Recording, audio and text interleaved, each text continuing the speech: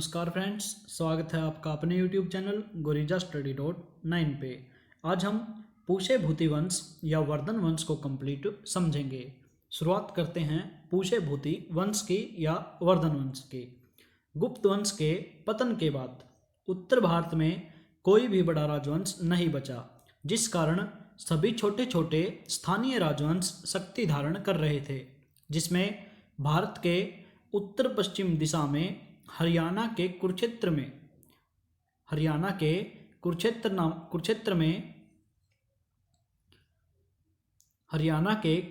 में थानेसर नामक स्थान पर एक नए राजवंश का उद्भव हुआ।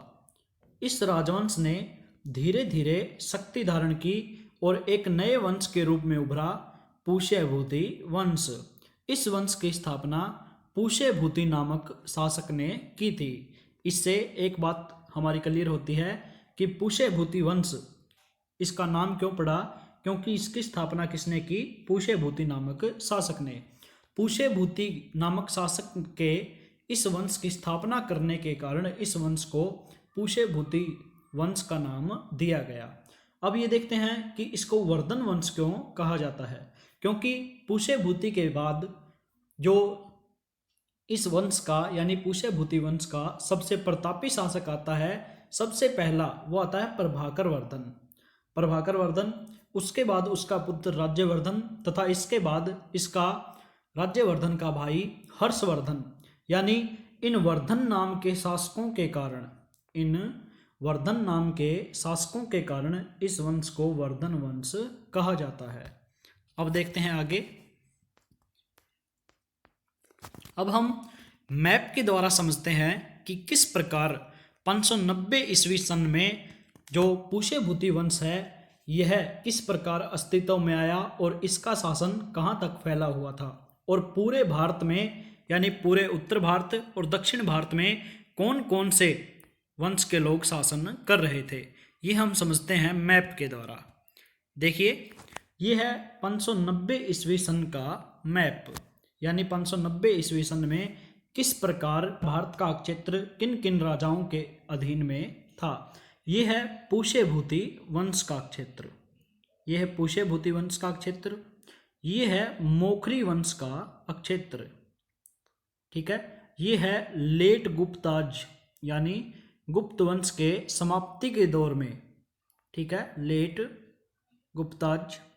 लेट गुप्तों का यानी गुप्त वंश की समाप्ति के समय गुप्त वंश के उत्तराधिकारियों का क्षेत्र कहाँ तक फैला हुआ था।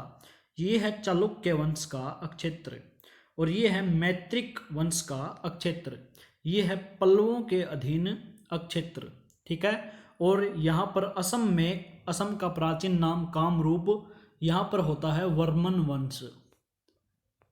वंश के अधीन क्षेत्र, ठीक है। और यहाँ पर ये जो लिख रखा है हुन, ठीक है, हुन पंजाब की तरफ से यानी भारत में पश्चिमी तरफ से पंजाब के रास्ते से आक्रमण करते थे भारत पर। कौन? हुन एक आक्रामक जाति थी वे लोग, ठीक है। आगे समझेंगे कि हुनों को किस प्रकार यहाँ से भगाया गया था या हुनों का किस प्रकार दमन किया गया था, ठीक है। अब समझते हैं आगे।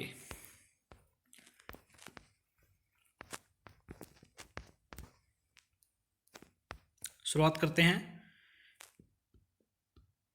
ऐतिहासिक स्रोतों के अनुसार पूष्य भूति वंश का पहला शासक नरवर्धन को माना गया है, ठीक है। ऐतिहासिक स्रोतों के अनुसार पूष्य भूति वंश का पहला शासक किसको माना गया? नरवर्धन को। अब देखते हैं पूष्य भूति वंश के राजाओं का क्रम इस प्रकार है। पूष्य भूति जो संस्थापक थे, नरवर्धन, राज्यवर्धन, आदित्यवर्धन, प्रभाकर वर्धन। ये जो प्रभाकर वर्धन है यहीं से शुरुआत होती है पूष्य भूति की, ठीक है। पूष्य भूति वंश की जो सही शुरुआत है वो किससे होती है? प्रभाकर वर्धन से, क्योंकि ये एक शक्तिशाली शासक साबित हुए थे। इसके बाद राज्यवर्धन द्वितीय और अंतिम शासक कौन होते हैं? हर्षवर्धन, ठीक है। आगे समझते हैं। वर्धन वंश के जानकारी के स्रोत कौन कौन से हैं? अगर हमें कोई कहानी सुनाई जाती है, ठीक है, अगर हमें कोई व्यक्ति कहानी सुनाता है तो वो तब तक एक कहानी बनकर रहती है जब तक उसके साहित्यिक या पुरातात्विक स्रोत हमें नहीं मिलते।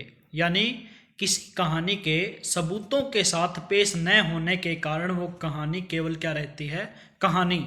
वो कहानी इतिहास बन जाती है जब उसके सबूत पेश किए जाते हैं। अगर कोई पूछे कि वर्धन वंश इतना शक्तिशाली था, आपके पास इसके प्रमाण क्या हैं, तो इसके प्रमाण क्या हैं?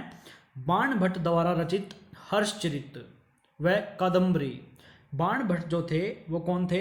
हर्षवर्धन के दरबारी कवि और राजा हर्षवर्धन के परम मित्र। इन्होंने एक पुस्तक की रचना की, हर्षचरित।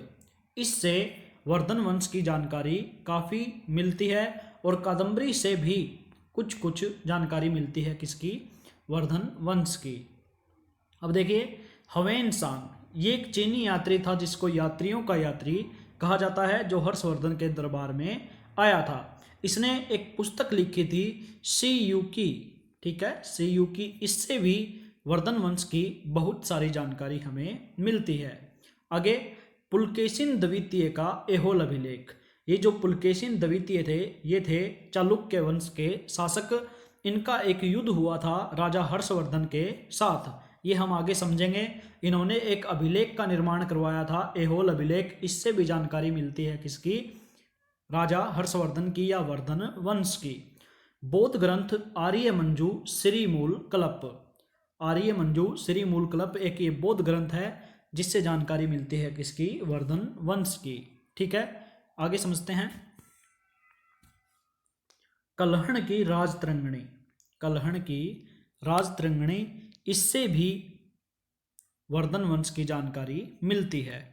अब हम समझते हैं आगे। इन सभी ग्रंथों में वर्धन वंश को जानने का सबसे उत्तम जो स्रोत है वो किसको माना गया है? बाणभट्ट की हर्षचरित को माना गया है। बाणभट्ट हर्षवर्धन के मित्र व दरबारी कवि थे। बाणभट्ट की यह पुस्तक कौन सी? हर्षचरित 8 भागों में विभाजित है। पहले 3 भागों में बाणभट्ट की स्वयं की आत्मकथा है। ठीक है, पहले जो 3 भाग हैं इस पुस्तक के, उनमें बाणभट्ट की खुद की आत्मकथा है और बाकी के जो 5 भाग हैं उनमें राजा हर्षवर्धन तथा वर्धन वंश के बारे में जानकारी मिलती है। अब देखिए आगे। इस वंश का प्रमुख शासक प्रभाकर वर्धन को माना गया। जो इस वंश का प्रमुख शासक जो आया वो कौन? प्रभाकर वर्धन। यहीं से जो वर्धन वंश की सही शुरुआत मानी जाती है। ठीक है, वर्धन वंश की सही शुरुआत कहाँ से मानी जाती है?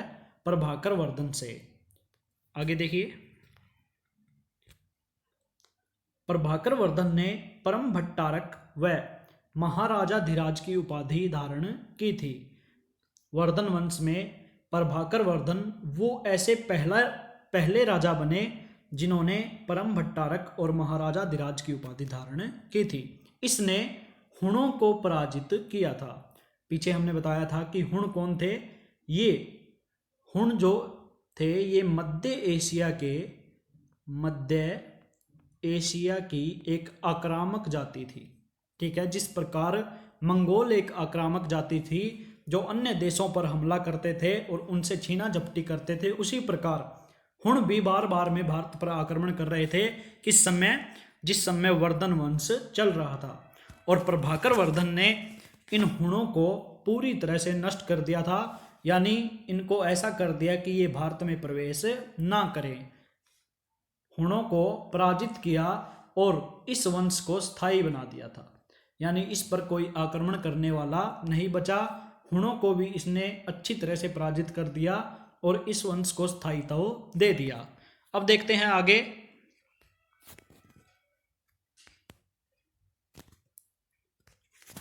प्रभाकर वर्धन का विवाह यशोमती से हुआ, यानी प्रभाकर वर्धन की जो रानी थी उनका क्या नाम था? यशोमती। यशोमती, इनकी 3 संतानें हुई। प्रभाकर वर्धन की 3 संतानें हुई। राज्यवर्धन सबसे बड़े बेटे, हर्षवर्धन छोटे बेटे और राज्यश्री जो इनकी पुत्री थी। ठीक है, हर्षवर्धन का जन्म कब हुआ? 590 ईस्वी सन में, क्योंकि यह जो वर्धन वंश है ये कंप्लीट टिका हुआ है किस पे, हर्षवर्धन पे। ठीक है, आगे हम देखेंगे किस प्रकार। प्रभाकर वर्धन ने, जो प्रभाकर वर्धन शासक थे, इन्होंने बिहार और यूपी के क्षेत्र में शासन कर रहे, बिहार और यूपी के क्षेत्र में शासन कर रहे कन्नौज के शासक, यानी जो मोखरी वंश के शासक थे, इनका नाम था ग्रहवर्मा, इनकी राजधानी थी कन्नौज।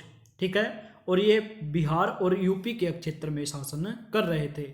इस मोखरी वंश के राजकुमार ग्रहवर्मा से प्रभाकर वर्धन ने अपनी पुत्री का विवाह किया। किसका? राज्यश्री का। ठीक है, प्रभाकर वर्धन की पुत्री राज्यश्री, इसका विवाह किससे हुआ? मोखरी वंश के राजा ग्रहवर्मा से, जिनकी राजधानी क्या थी? कन्नौज। ठीक है, आगे देखिए, प्रभाकर वर्धन की मृत्यु कब हुई? 605 ईस्वी सन में हुई, और इनकी मृत्यु के बाद इनका बड़ा बेटा राज्यवर्धन गद्दी पर बैठा। राज्यवर्धन कब गद्दी पर बैठा? 605 ईस्वी सन में। ये केवल एक ही वर्ष शासन कर पाएगा। कौन? राज्यवर्धन। देखिए आगे, जब राज्यवर्धन गद्दी पर बैठा तो उसी समय क्या हुआ कि एक मालवा का शासक था जिसका नाम क्या था? देवगुप्त। मालवा के शासक देवगुप्त ने हत्या कर दी किसकी?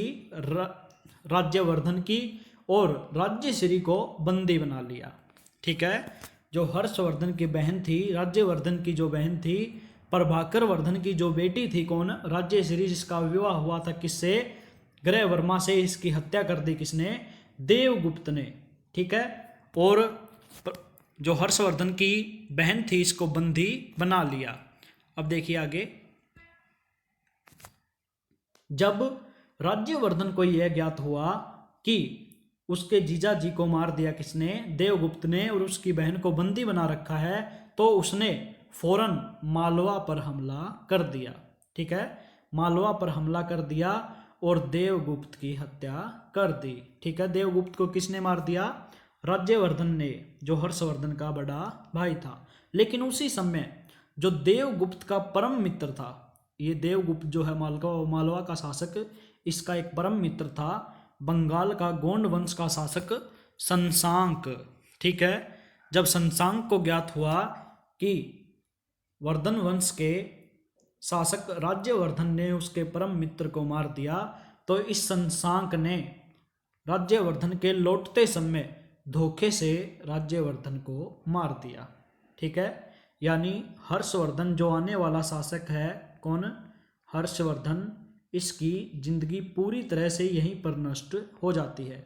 लेकिन फिर से ये रिकवरी करते हैं और अपना नाम पूरे क्षेत्र में फैलाते हैं। किस प्रकार फैलाते हैं ये हम आगे देखते हैं। ठीक है, शशांक ने जो राज्यश्री हर्षवर्धन की बहन थी इसके पास विवाह प्रस्ताव भेजा, लेकिन राज्यश्री ने प्रस्ताव को ठुकरा दिया और विंध्याचल के जंगलों में भाग गई। ठीक है, देवगुप्त तो मारा जा चुका था, राज्यश्री का पति जो ग्रहवर्मा था वो भी मारा जा चुका था, और राज्यश्री का भाई, बड़ा भाई राज्यवर्धन भी मारा जा चुका था। तो इसको कोई उम्मीद नहीं थी इसको कोई बचा पाएगा, इसलिए ये विंध्याचल के तरफ जंगलों में भाग गई। ठीक है, आगे देखते हैं। राज्यवर्धन की आकस्मिक मौत के कारण हर्ष को बहुत ठेस लगी। वह राजा बनने के लिए बिल्कुल भी राजी नहीं था। यानी बड़े भाई की मौत के कारण, पिता की मौत के कारण, और अपनी बहन के पति यानी अपने जीजा की मौत के कारण हर्ष को बहुत ज़्यादा ठेस लगी, और ये बिल्कुल भी राजी नहीं था कि वो शासन को चलाए। लेकिन राज परिवार के सदस्यों के समझाने पर हर्ष को मजबूरन शासक बनना पड़ा, यानी 16 वर्ष की आयु में। ठीक है, 590 में हमने बताया था कि 590 ईस्वी सन में हर्षवर्धन का जन्म हुआ था, और 506 ईस्वी पूर्व में 606 ईस्वी पूर्व में इसको शासक बनना पड़ा। इस समय हर्ष की मात्र आयु कितनी थी? 16 वर्ष। ठीक है, हर्ष 606 ईस्वी सन में गद्दी पर बैठा। अब देखते हैं आगे। पुष्यभूति वंश की जो राजधानी अब तक जो चली आ रही थी हर्षवर्धन के राजा बनने तक वो कौन सी थी? थानेश्वर। ठीक है, थानेश्वर। इस कंप्लीट पुष्यभूति या वर्धन वंश की राजधानी कौन सी चली आ रही थी? थानेसर। लेकिन कुछ समय बाद हर्षवर्धन इसको चेंज कर देंगे, इसलिए हमने एक पॉइंट बीच में डाल दिया कि पुष्यभूति वंश की राजधानी क्या थी? थानेसर, जो आज फिलहाल कुरुक्षेत्र में है। कुरुक्षेत्र कहाँ पर है? हरियाणा में, जहाँ पर महाभारत हुई थी। अब देखिए आगे, हर्षवर्धन को भारत का सबसे छोटा हिंदू शासक व अकबर को भारत का सबसे छोटा सम्राट माना जाता है। यानी अगर पूछें कि भारत का सबसे छोटा हिंदू शासक कौन था, वो था हर्षवर्धन। कितनी आयु में गद्दी पर बैठा? 16 वर्ष की आयु में। अगर पूछें कि भारत का सबसे छोटा सम्राट कौन था, तो वो कौन था? अकबर। ये बैठे थे 14 साल की आयु में गद्दी पर। ठीक है, अब देखिए आगे, शासक बनते ही हर्ष के सामने बहुत सी चुनौतियां थी। सबसे बड़ी चुनौती अपने भाई की मौत का बदला लेना, क्योंकि शशांक ने इसके भाई को धोखे से मार दिया था, और अपनी बहन को ढूंढना। यानी हर्षवर्धन को पता नहीं था कि अब राज्यश्री है कहाँ पे, उसको बंदी बना रखा है या फिर वो कहीं और मर गई या जिंदा है, ये इसको कुछ भी पता नहीं था। इसके सामने केवल 2 चुनौतियां थी, अपने भाई की मौत का बदला लेना और अपनी बहन को ढूंढ निकालना। अब देखिए आगे, हर्ष ने सबसे पहले शशांक पर हमला किया, यानी अपने भाई की मौत का बदला लेना चाहा और शशांक पर हमला कर दिया। इसमें शशांक की हार हुई, लेकिन वह मौत के डर से बंगाल की तरफ भाग गया। इसके बाद हर्ष ने अपनी बहन को ढूंढ लिया और सती होने से बचा लिया। ठीक है, जो विंध्याचल के जंगलों में भाग गई थी इसकी बहन राज्यश्री, वो सती होने ही जा रही थी। इससे पहले ही इसने अपनी सेना के बल पर हर्ष ने उसको ढूंढ निकाला और हर्ष ने अपनी बहन को, राज्यश्री को, कन्नौज की महारानी बना दी। जहाँ पर राज्यश्री का विवाह हुआ था कन्नौज के शासक ग्रहवर्मा से, वो तो मर चुके थे, लेकिन राज्यश्री को कन्नौज की महारानी बना दी। एक तरफ इसकी बहन सती होने वाली थी और दूसरी तरफ उसको महारानी बना दिया। ये जिंदगी के उतार चढ़ाव होते हैं। आगे देखिए, 630 ईस्वी सन में हर्ष के दरबार में चीनी यात्री ह्वेन-त्सांग, इसका अन्य नाम हेन-सांग, ह्वेन-त्सांग, कई नाम मिलते हैं, हुआन-त्सांग, ये भारत आया, जिसे यात्रियों का यात्री कहा जाता है। हेन-सांग को यात्रियों का यात्री कहा जाता है। इसने भारत में 645 ईस्वी सन तक, यानी 630 में आया और 645 ईस्वी सन तक ये रहा। इस बीच इसने नालंदा विश्वविद्यालय में अध्ययन किया। इसने यहाँ जो कुछ देखा और जाना उस पे एक पुस्तक लिखी जिसका नाम क्या था? सीयू की।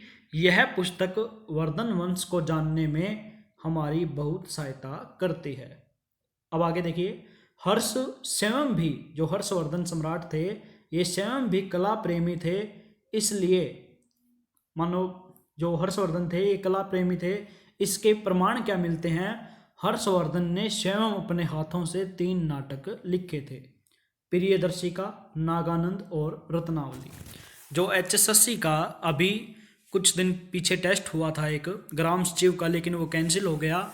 उसमें एक क्वेश्चन आया था कि निम्न में से कौन सी रचना महाराज हर्षवर्धन की नहीं है। इसी प्रकार ऑप्शन दिए हुए थे, लेकिन कुछ अन्य ऑप्शन थे, तो इस प्रकार के क्वेश्चन आ जाते हैं। इसलिए ये हर्ष की रचनाएं याद रखनी होती हैं। इसने 3 नाटक लिखे थे, प्रियदर्शिका, नागानंद और रत्नावली। अब आगे देखिए, हर्ष ने अनेक युद्ध किए तथा पूरे उत्तर भारत में अपना प्रभुत्व स्थापित किया था। हर्ष का शासन कश्मीर से लेकर नर्मदा नदी तक तथा पूर्व में कामरूप, जो असम का प्राचीन नाम था वो क्या था? कामरूप तक फैला हुआ था। जिस समय हर्षवर्धन का शासन चल रहा था उस समय असम पर शासन कौन कर रहे थे? वर्मन वंश के लोग। ठीक है, वर्मन वंश का शासन चल रहा था और ये वर्मन वंश के जो शासक थे ये हर्षवर्धन की अधीनता स्वीकार करते थे। ठीक है, अब आगे देखिए, 635 ईस्वी सन में हर्ष का चालुक्य नरेश पुलकेशिन द्वितीय से नर्मदा नदी के तट पर युद्ध हुआ, जिसमें हर्ष की पराजय हुई और एक संधि के तहत उनका फैसला हुआ। लेकिन यह माना जाता है कि हर्ष ने अपनी जिंदगी में कोई भी युद्ध नहीं हारा था।